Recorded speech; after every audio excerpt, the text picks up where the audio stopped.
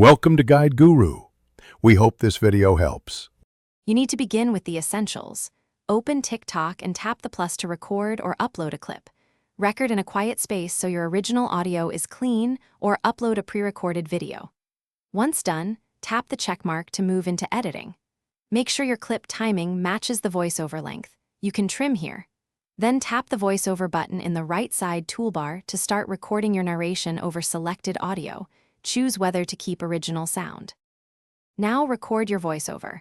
Tap the microphone icon, then press the red record button to capture your narration. Speak in short takes if the script is long, because you can re-record sections for precision, and this helps match visuals to phrases. Once recorded, use the trim handles to align words with on-screen actions and adjust the voiceover volume relative to original sound. Make sure to preview every change. If timing slips, re-record just that segment instead of starting over. Finish by balancing levels.